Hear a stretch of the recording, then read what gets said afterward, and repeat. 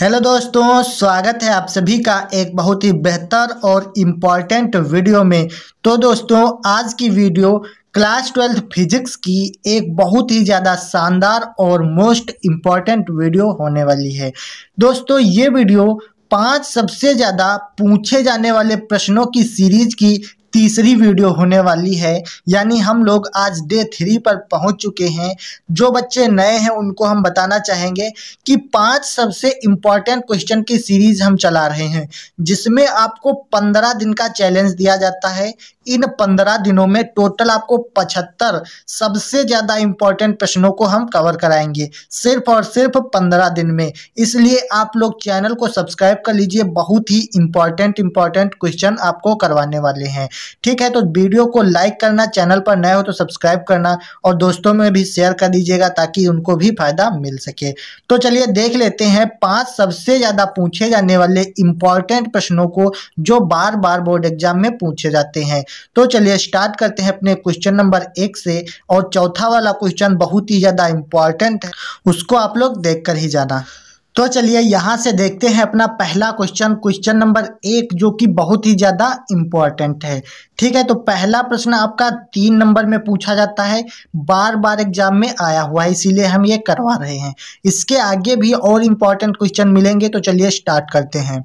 सबसे पहला क्वेश्चन है कि स्वप्रेरण गुणांक का अर्थ समझाइए तथा विमीय सूत्र लिखिए। अब यहाँ पर स्वप्रेरण गुणांक, इसकी हमको परिभाषा लिखनी है। चाहे आपको अर्थ समझाइए कहे या परिभाषित कीजिए, तो आपको सिर्फ इसकी परिभाषा लिखनी होती है। तो क्वेश्चन है कि स्वप्रेरण गुणांक का अर्थ समझाइए तथा विमीय सूत्र लिखिए। तो हम इसको परिभाषा में इस प्रकार लिखेंगे, उत्तर डालेंगे, फिर लिखेंगे कि विद्युत चुंबकीय प्रेरण की वह घटना जिसमें किसी कुंडली का स्वप्रेरण गुणांक उस कुंडली में चुंबकीय फ्लक्स ग्रंथिताओं की संख्या के बराबर होता है, जबकि कुंडली में प्रवाहित धारा का मान 1 एम्पियर हो, स्वप्रेरण गुणांक कहलाता है। अब इसको ध्यान से समझिएगा, क्या कह रहा है इसमें। क्वेश्चन बोल रहा है कि विद्युत चुंबकीय प्रेरण की वह घटना जिसमें किसी कुंडली का स्वप्रेरण गुणांक, यानी विद्युत चुंबकीय प्रेरण की वह घटना जिसमें किसी कुंडली का स्वप्रेरण गुणांक उस कुंडली में चुंबकीय फ्लक्स ग्रंथिताओं की संख्या के बराबर होता है, जबकि धारा का मान 1 एम्पियर हो, इसे स्वप्रेरण गुणांक कहते हैं या स्वप्रेरण गुणांक कहलाता है। बस अब इसमें हमको लिखना क्या है, इसका प्रूफ किस प्रकार से होता है। जैसे n फाई बी, ये होती है चुंबकीय फ्लक्स ग्रंथिताओं की संख्या। n फाई बी ये हो गई चुंबकीय फ्लक्स ग्रंथिताओं की संख्या। ठीक, ये अनुक्रमानुपाती होती है किसके, I के, धारा के अनुक्रमानुपाती होती है। ठीक, तो यहाँ से क्या हो जाएगा, n फाई बी जो होगा इसको हम बराबर लगाएंगे, तो यहाँ से L लिखेंगे, अनुक्रमानुपाती हटाते हैं तो L लिखते हैं और I लिखेंगे। ठीक, अब हमको L क्या है, स्वप्रेरण गुणांक है, तो L हमको निकालना है। तो L को हम बराबर के इधर रखेंगे, L बराबर हो जाएगा n फाई बी, क्या हो जाएगा, n phi B upon I इसके बटे में आ जाएगी। ठीक है, इस प्रकार से ये सूत्र निकलेगा। उसके बाद में जैसे हम I का मान 1 एम्पियर रख दें, तो L बराबर क्या हो जाएगा, L बराबर हो जाएगा n फाई बी। ठीक है, बटे में 1 होगा, लेकिन उसका कोई मान्यता नहीं होती है, तो यहाँ से L बराबर क्या आ जाएगा, L बराबर आ जाएगा n फाई बी, सिर्फ इतना। ठीक, ये सूत्र आपका निकल कर आता है स्वप्रेरण गुणांक का। यहाँ से पहले समझ लीजिए, जैसे कि n फाई बी चुंबकीय फ्लक्स ग्रंथिताओं की संख्या है, यह अनुक्रमानुपाती होती है I की, तो हो गया n फाई बी अनुक्रमानुपाती I। तो जब हम बराबर का चिन्ह लगाते हैं तो यहाँ पर कांस्टेंट L लगाते हैं, यानी कि n फाई बी बराबर Li हो जाएगा। L को हम बाहर निकालेंगे तो इधर बचेगा n phi B upon I, ये एक सूत्र बन जाता है। लेकिन यहाँ पर यदि I बराबर उसमें 1 एम्पियर हो कह रहा है, तो 1 एम्पियर हम रख देते हैं, 1 एम्पियर। ठीक, यहाँ पर आपको समझाने के लिए हम लिख रहे हैं। तो I बराबर 1 एम्पियर, जब यहाँ पर 1 रखेंगे तो L बराबर n फाई बी अपान 1 आ जाएगा, यानी कि L बराबर n फाई बी आ जाएगा। ठीक, तो ये हमारा सूत्र निकल कर आएगा। और एक फैराडे के नियम से सूत्र बनता है, तो उसको भी देख लीजिए, क्योंकि वो न्यूमेरिकल में बहुत हेल्प करता है। तो यहाँ से हम लिखेंगे फैराडे के नियम से। ठीक है, अभी आपको आगे समझाएंगे ये फैराडे के नियम से। तो यहाँ पर सूत्र क्या निकलता है, यहाँ पर सूत्र निकल कर आता है ई बराबर क्या होता है, ई बराबर होता है माइनस एल डेल्टा आई अपॉन डेल्टा टी। ठीक, ये सूत्र होता है। तो हमको एल इसमें निकालना होता है, तो एल को जब हम बाहर निकालते हैं तो क्या हो जाता है, एल बराबर ई तो ऊपर है तो ई ऊपर रहेगा। ठीक, तो यहाँ से क्या हो जाएगा, क्योंकि ये माइनस का है एल तो हम माइनस का लेंगे नहीं, तो माइनस भी इधर भेजेंगे तो माइनस का ई। ठीक, माइनस का ई और डेल्टा टी जो है ये ऊपर जाएगा तो इससे गुणे हो जाएगा डेल्टा टी, बटे में ये आई आ जाएगा तो डेल्टा आई। ठीक है, ये सूत्र एक निकल कर आता है फैराडे के नियम से। ठीक, तो ये दोनों सूत्र आपको ध्यान रखने हैं। पूरा प्रश्न आपका 3 नंबर में पूछा जाता है। जैसे कि अगर ये पूछेगा तो आप ये भी लिख सकते हैं, ये भी लिख सकते हैं। फैराडे के नियम से होता है ई बराबर माइनस एल डेल्टा आई अपॉन डेल्टा टी, तो एल बराबर माइनस ई डेल्टा टी अपॉन डेल्टा आई। ठीक है, तो इसका विमीय सूत्र क्या होता है वो भी यहाँ से देख लीजिए। तो इसका विमीय सूत्र हम लिखेंगे ML2 क्या होता है, ML2 T-2। ठीक है, और A-2 ये होता है हमारा विमीय सूत्र। आप लोग इसको ध्यान से लिख लीजिएगा, हमारे में जगह थोड़ी कम बची इसलिए साइड में लिख दिया है। ठीक है, तो इसका सूत्र होता है ML2 T-2 A-2। तो ये हमारा एक क्वेश्चन हो गया स्वप्रेरण गुणांक का अर्थ तथा विमीय सूत्र। तो इनमें सारी चीजें आपको पता चल गई कि कौन सा अक्षर किस लिए माना जाता है। यानी L इसमें होता है स्वप्रेरण गुणांक, N∅B है क्या है, ये चुंबकीय फ्लक्स ग्रंथिताओं की संख्या है और I धारा है। ठीक, और इसमें क्या होता है, E होती है विद्युत वाहक बल। ठीक, E होती है विद्युत वाहक बल, L है स्वप्रेरण गुणांक, I है धारा, T है समय। बस इतना आपको समझ में आ गया होगा। तो चलिए यहाँ से हम लोग देखते हैं अपना अगला क्वेश्चन नंबर 2। ये बहुत ही ज़्यादा इम्पोर्टेंट प्रश्न है, इसको ध्यान से समझिएगा। थोड़ी थ्योरी टाइप का है लेकिन बहुत ही इम्पोर्टेंट है। ठीक, ये है कि विद्युत चुंबकीय प्रेरण संबंधी फैराडे के नियम लिखिए। अगला क्वेश्चन हमारा दिया गया है विद्युत चुंबकीय प्रेरण संबंधी फैराडे के नियम लिखना है हमको। ठीक, तो फैराडे जी ने 2 नियम प्रस्तुत किए थे। ठीक, तो पहला नियम हमारा दिया गया है, इसको देखते हैं प्रथम नियम।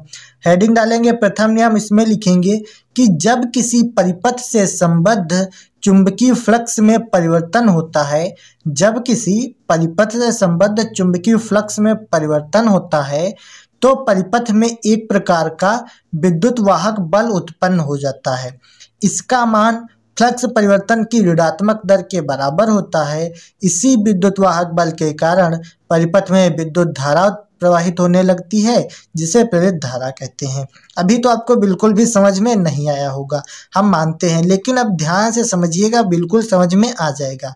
इसमें कह रहा है कि जब किसी परिपथ में, यानी एक परिपथ है, उस परिपथ में यानी उस परिपथ से संबद्ध चुंबकीय फ्लक्स में परिवर्तन होता है, या सीधे आप बोल सकते हैं जब किसी परिपथ से संबद्ध चुंबकीय फ्लक्स में परिवर्तन होता है तो क्या होता है, परिपथ में एक प्रकार का विद्युत वाहक बल उत्पन्न होता है। जब फ्लक्स परिवर्तन होगा तो एक विद्युत वाहक बल उत्पन्न हो जाता है। ठीक, इतना समझ में, जिसका मान क्या होता है, फ्लक्स परिवर्तन की ऋणात्मक दर के बराबर होता है।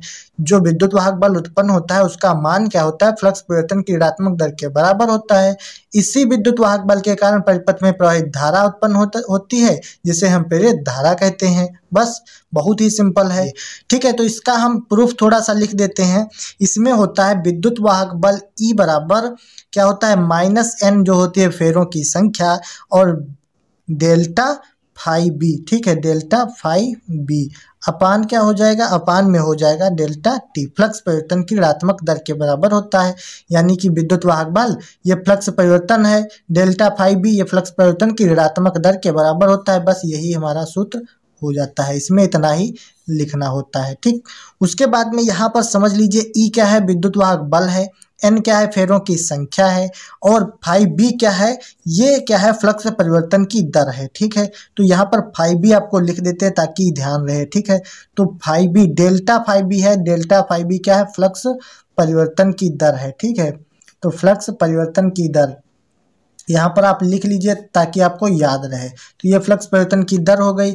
डेल्टा टी क्या है, ये समय है। ठीक है, उसके बाद में एन क्या है, एन है फेरों की संख्या, सब लिख दे रहे हैं ताकि आपको याद रहे। ये है फेरों की संख्या। आप लोग स्क्रीनशॉट इसका ले सकते हैं या फिर टेलीग्राम से इसकी पीडीएफ डाउनलोड कर सकते हैं। ठीक है, तो यहाँ तक आपको समझ में आ गया। ई है विद्युत वाहक बल, आपको पहला नियम समझ में आ गया होगा। उसके बाद में हमारा अगला नियम है द्वितीय नियम जिसको बोलते हैं। यह नियम है कि प्रेरित धारा सदैव उस कारण का विरोध करती है जिसके कारण वह स्वयं उत्पन्न होती है। इसे लेंज का नियम भी कहते हैं। अभी हमने जो पहली वीडियो बनाई थी उसमें हमने बताया था कि लेंज का नियम क्या होता है। आप चाहे तो लेंज का नियम याद रख सकते हैं या फिर फैराडे का द्वितीय नियम याद रख सकते हैं। दोनों को हम लेंज का नियम बोल सकते हैं। यानी कि इसमें कह रहा है कि प्रेरित धारा सदैव उस कारण का विरोध करती है जिसके कारण वह स्वयं उत्पन्न होती है। इसे हम लेंज का नियम कहते हैं। ठीक, इतना आपको याद रखना है। द्वितीय नियम बहुत आसान है, यानी प्रेरित धारा जिस कारण से उत्पन्न होती है वह उसी कारण का विरोध करती है। इसे हम लेंज का नियम कहते हैं। ठीक, तो उसके बाद में हम लोग देखते हैं अपना अगला क्वेश्चन, प्रश्न नंबर 3 या क्वेश्चन नंबर 3, जो कि आपका 3 नंबर में पूछा जाता है। बहुत ही ज़्यादा इम्पॉर्टेंट है। जो हमने पहले प्रूफ करवाया है उसी पर आधारित ये न्यूमेरिकल है। ठीक, क्योंकि जब तक न्यूमेरिकल नहीं लगाओगे तब तक भैया आपका काम चलेगा नहीं, क्योंकि फिजिक्स है तो न्यूमेरिकल है। अब उसी पर आधारित न्यूमेरिकल देख लेते हैं ताकि ताज़ा ताज़ा सब कुछ निपट जाएगा और कोई दिक्कत भी नहीं होगी। क्वेश्चन दिया गया है कि 5 हेनरी के एक प्रेरक में 0.1 सेकेंड में धारा 12 एम्पियर से बदलकर 7 एम्पियर हो जाती है। प्रेरक में कितना विद्युत वाहक बल प्रेरित होगा? तो ये क्वेश्चन हमको दिया गया है। इसमें निकालना क्या है, विद्युत वाहक बल। तो विद्युत वाहक बल ई होता है, तो ई के आगे हमने क्वेश्चन मार्क लगा दिया। और इसमें दिया गया है 5 हेनरी के एक प्रेरक, प्रेरक मतलब प्रेरकत्व, तो एल बराबर 5 हेनरी दिया गया है। ठीक, ध्यान से समझना इसको। उसके बाद में कह रहा है 0.1 सेकेंड में, मतलब टाइम परिवर्तित हो रहा है ना, तो डेल्टा टी बराबर 0.1 सेकेंड दिया गया है। ठीक, उसके बाद में कह रहा है धारा 12 एम्पियर से बदलकर 7 एम्पियर हो जाती है।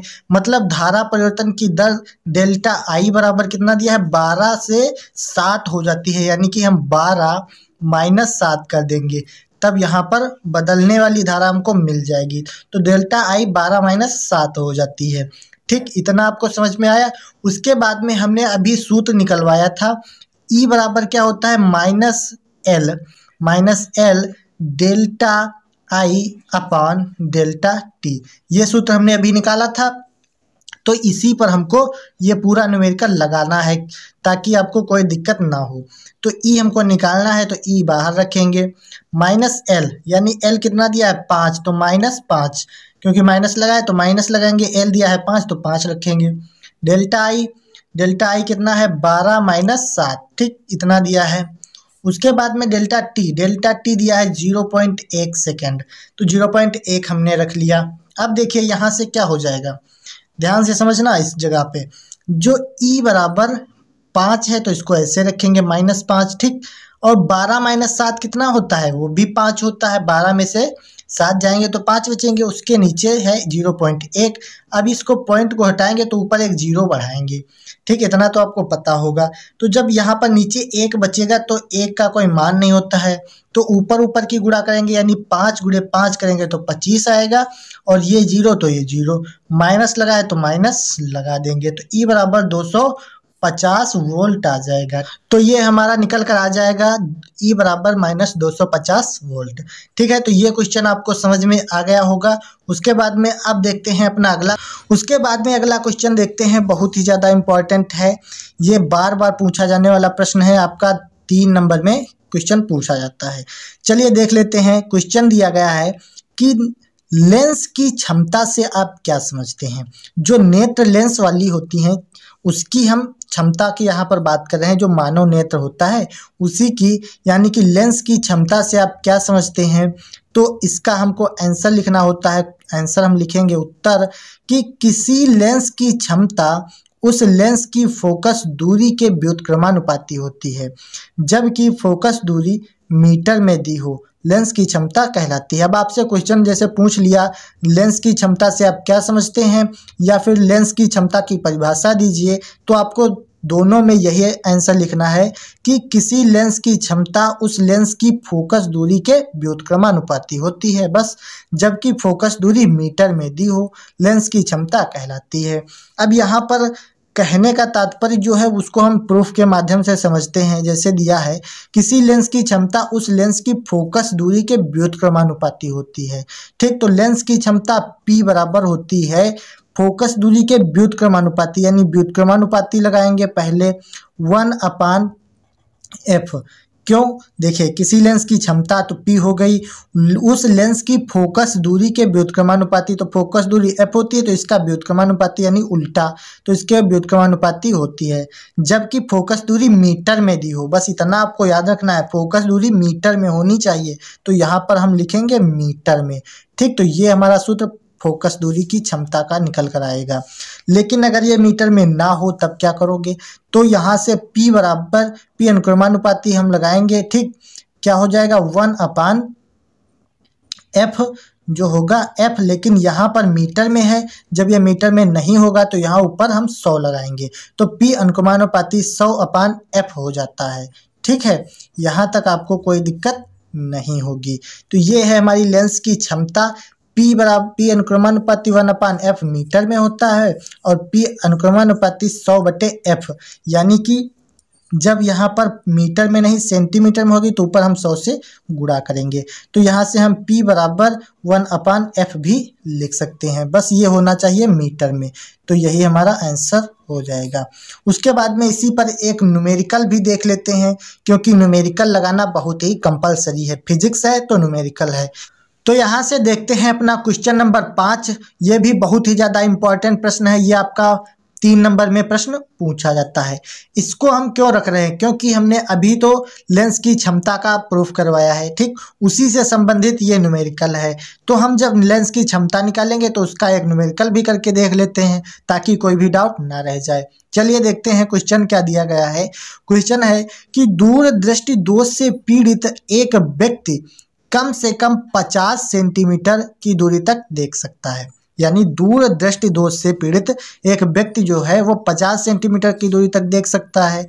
सही दृष्टि के लिए उसे किस क्षमता का लेंस प्रयुक्त करना होगा, यानी हमको लेंस की क्षमता ज्ञात करनी है। तो हमको दिया गया है क्वेश्चन में, कह रहा है कि दूर दृष्टि दोष से पीड़ित एक व्यक्ति कम से कम 50 सेंटीमीटर की दूरी तक देख सकता है। देख सकता है मतलब यहाँ पर प्रतिबिंब उसका 50 सेंटीमीटर पर बनेगा। ठीक है, तो यहाँ पर हम -50 सेंटीमीटर ले लेंगे, क्योंकि ये लेंस है, इसमें सारे चीज़ें माइनस में ली जाती हैं। तो v बराबर -50 सेंटीमीटर हमने लिया।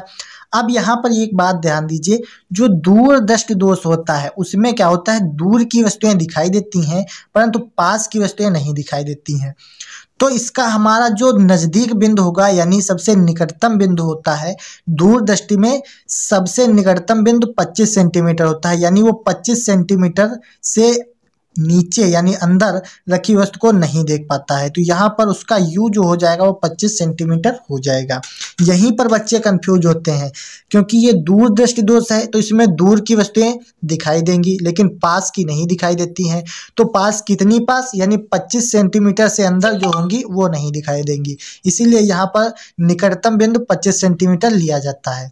तो हमको f पहले पता होनी चाहिए, तभी तो हम P बराबर 1/f निकाल पाएंगे। तो हम पहले f निकालते हैं। तो f का फार्मूला क्या होता है, 1/f बराबर क्या होता है, 1/v माइनस 1/u होता है। ठीक, तो इसमें जब हम रखेंगे तो यहाँ से क्या हो जाएगा, 1/f बराबर 1/v। v कितना है, -1/50।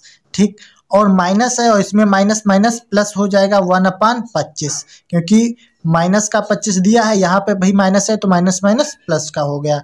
ठीक, तो इसका जब हम लासा लेंगे तो 1/f का लासा कितना आ जाएगा, यहाँ से 25 से कम 25 दूनी 50, यानी कि टोटल 50 लासा आएगा। ठीक है, तो अब 50 की भाग करेंगे 50 से, तो 50 एक कम 50 और 1 की गुणा 1 से तो आएगा -1।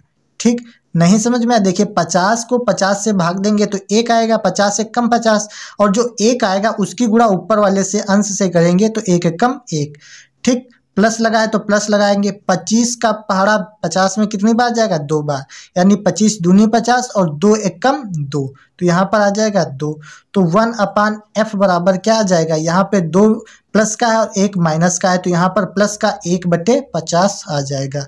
ठीक, ये काहे में आएगा? ये आएगा सेंटीमीटर में। ठीक है, अभी ध्यान रखना यहाँ पर सेंटीमीटर में 1/f बराबर सेंटीमीटर में आया है। हमको क्वेश्चन में क्या दिया रहता है? मीटर में। तो देखिए P बराबर सूत्र हमने क्या पढ़ा था? P बराबर होता है 1/f, वो भी का है में मीटर में। ठीक, और इसमें दिया है सेंटीमीटर में, तो P बराबर हम रखेंगे P बराबर 100/50। ठीक, 50 ये अब सेंटीमीटर में रखा है, जब सेंटीमीटर में तो ऊपर 100 रखते हैं, तो 50 एकम 50, 50 दूनी 100, तो यहाँ पर P हमारा कितना आ जाएगा? तो P बराबर आ जाएगा 2।